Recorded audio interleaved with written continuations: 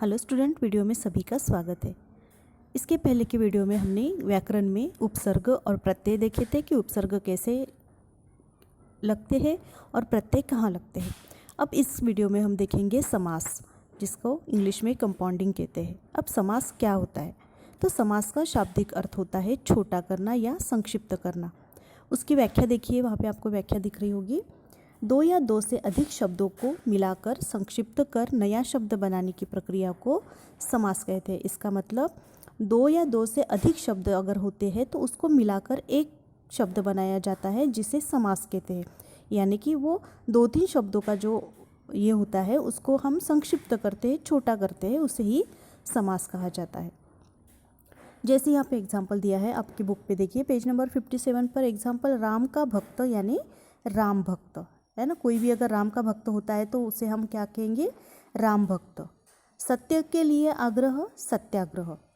10 मुँह वाला, दशानन। इसका मतलब जिसके 10 आनन हो। आनन का मतलब होता है मुख, मुँह।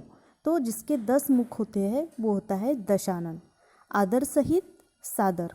आदर सहित का मतलब होता है आदर के साथ। अब यहाँ पे देखिए कितने शब्द आए हैं। जैसे कि राम का भक्त, राम एक शब्द हो गया, का एक शब्द हो गया और भक्त ये एक शब्द हो गया।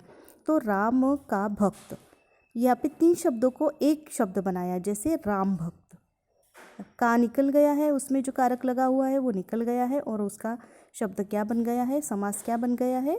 राम भक्त। अब इस प्रकार समास प्रक्रिया द्वारा नए नए शब्द बनाए जा सकते हैं। समास के घटक शब्द वाक्यों में स्वतंत्र रूप से भी प्रयोग किए जा सकते हैं और समस्त पद के रूप में भी। समास द्वारा बनाए गए शब्दों को समस्त पद कहा जाता है। समस्त पद का पहला पूर्व पद और दूसरा उत्तर पद कहलाता है।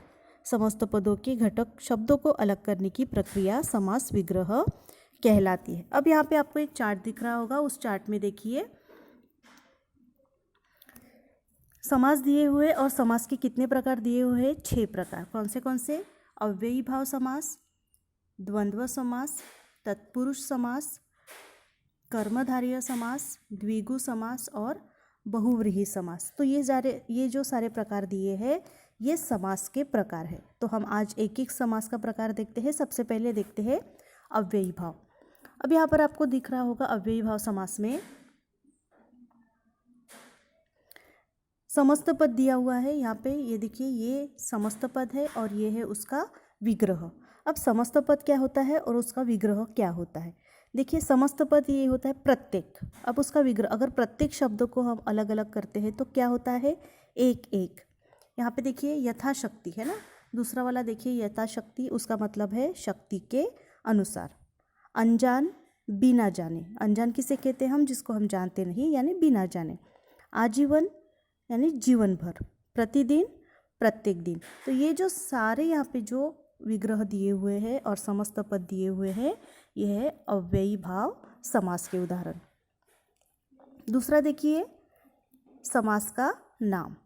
दूसरा है समास का नाम और उसका है, समास का नाम क्या है? द्वंद्व समास। अब यहाँ पे देखिए समस्त पद और विग्रह कैसे दिए हैं। भाई बहन, भाई और बहन। समस्त पद क्या है? देखिए यहाँ पे भाई बहन, भाई और बहन। अच्छा बुरा, अच्छा या बुरा। बच्चे बूढ़े, बच्चे एवं बूढ़े। लेना देना, लेना या देना। रुपया पैसा, रुपया और पैसा।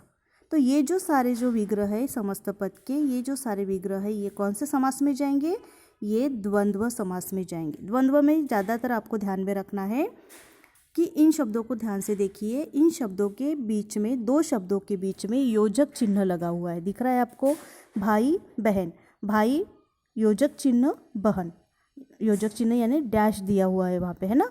तो आपको एक बात ध्यान में रखनी है, जब भी ऐसे कोई शब्द आते हैं, समस्त पद आते हैं जो जिसमें योजक चिन्ह का उपयोग किया होता है, जिसमें डैश का उपयोग किया होता है, वो ऐसे शब्द द्वंद्व समास में जाते हैं। भाई बहन, अच्छा बुरा, बच्चे बूढ़े, लेना देना, रुपया पैसा। और भी एग्जाम्पल हम लिख सकते हैं, आना जाना, इधर उधर, ऊपर नीचे। तो ये जो सारे हैं योजक चिन्ह लग कर आते हैं, ये जाते हैं द्वंद्व समास में। आगे देखते हैं।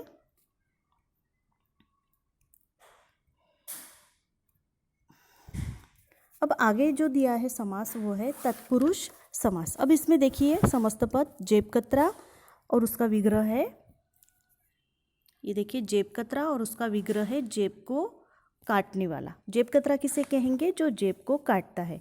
यज्ञशाला किसे कहेंगे? जो यज्ञ के लिए शाला बनी हुई रहती है उसे यज्ञशाला। तुलसीकृत, तुलसी द्वारा लिखी हुई। घुड़दौड़, घोड़े की या घोड़ों की दौड़। बैलगाड़ी, बैल वाली गाड़ी।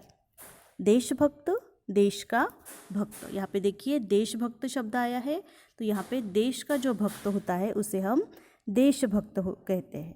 तो यहाँ पे एक बात ध्यान में रखनी है हमें समास में, ज़्यादातर तत्पुरुष समास में का, के, की, को, के द्वारा, है ना, के लिए, तो ये सारे शब्द आते हैं। इसका मतलब इसे तत्पुरुष समास हम कह सकते हैं, है ना। जेब को, यहाँ पे देखिए को आया है, यहाँ पे के आया है, यहाँ पे द्वारा आया है, यहाँ पे की आया है। तो यहाँ पे जो शब्द आते हैं का, के, की, को, के लिए, के द्वारा, तो ये जो सारे शब्द अगर आते हैं विग्रह में तो वो होता है तत्पुरुष समास।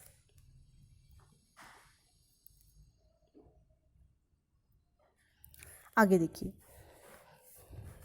नेक्स्ट है कर्मधारय समास। नेक्स्ट है कर्मधारय समास। अब कर्मधारय समास में देखिए क्या हमें समस्त पद मिल रहे हैं।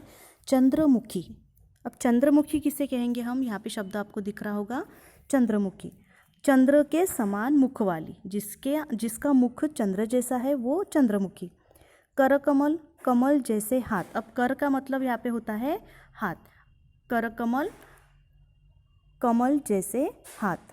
महात्मा, महान आत्मा। ये देखिए महात्मा, महान आत्मा। अधपका, आधा पका हुआ। जो आधा पका होता है उसे अधपका कहेंगे। उसके बाद है विद्याधन, विद्या रूपी धन। शुभागमन, शुभ आगमन। अब ये सारे जो है ये है कर्मधारय समास। चंद्रमुखी, चंद्र के समान मुख वाली। करकमल, कमल जैसे हाथ। महान, महात्मा, महान है जिसकी आत्मा महान रहती है वो महात्मा कहलाता है। अधपका, आधा पका। जो आधा कच्चा रहता है वो आधा ही पका रहता है वो अधपका हो जाएगा। विद्याधन, विद्या रूपी धन। शुभागमन, शुभ आगमन। तो ये हो गए कर्मधारय समास के उदाहरण।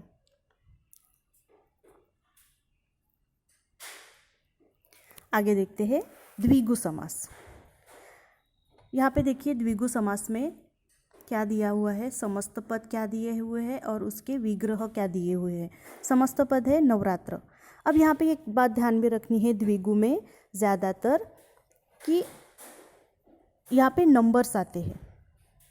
द्विगु में आपको एक बात ध्यान में रखनी है कि ज़्यादातर यहाँ पे नंबर्स आते हैं, संख्या आती है, अंक आते हैं। फॉर एग्जांपल देखिए यहाँ पे नवरात्र, नवरात्रियों का समूह, है ना।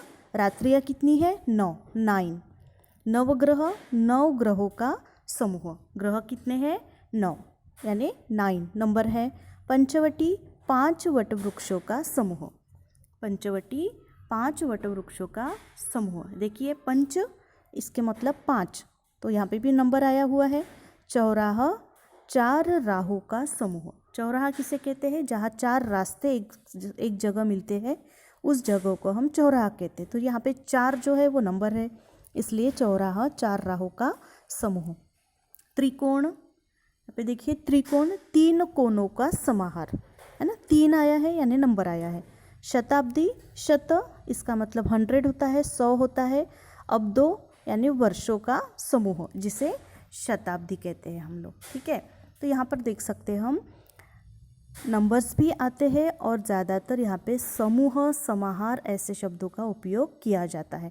नवरात्रि, नवरात्रियों का समूह। नवग्रह, 9 ग्रहों का समूह। पंचवटी, 5 वटवृक्षों का समूह। चौराहा, 4 राहों का समूह।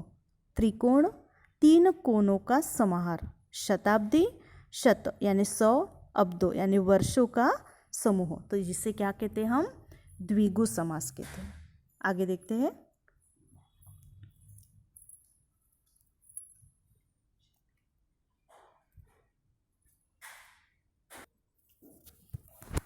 अब आगे देखते हैं हम लोग बहुव्रीहि समास। अभी इसमें समास में देखिए क्या होता है। ये जो है बहुव्रीहि समास। अब यहाँ पे समस्त पद देखिए क्या दिए हुए हैं। चक्रधर विग्रह है, चक्रों को धारण करने वाला, अर्थात कौन? विष्णु। जो चक्र को धारण करने वाला रहता है उसका नाम क्या है? विष्णु। उसे क्या कहते हैं हम? विष्णु। दूसरा है जलधर, जल को धारण करने वाला कौन है? बादल, है ना, जल को धारण करने वाला बादल। हलधर, हलधर का मतलब होता है हल को धारण करने वाला। किसके हाथ में हल होता है? बलराम। उसके बाद है नीलकंठ, नील है कंठ जिसका। अब किसका कंठ किसका नीले रंग का होता है? वो होता है शिव जी का कंठ, अर्थात शिव। नीलकंठ हम शिव जी को बोलते हैं। उसके बाद कमल नयन, कमल जैसे नयन है जिसके, अर्थात कौन? कृष्ण, कृष्ण भगवान, जिन्हें कमल नयन भी बोला जाता है। उसके बाद है महावीर, ये जो है लास्ट वाला देखिए, महावीर, महान है जो वीर, अर्थात कौन? हनुमान। अब आपको इतना एक बात सिर्फ यहाँ पे ध्यान में रखनी है, बहुव्रीहि समास में, बहुव्रीहि जो समास होता है उसमें होता है ज़्यादातर देवताओं के नाम।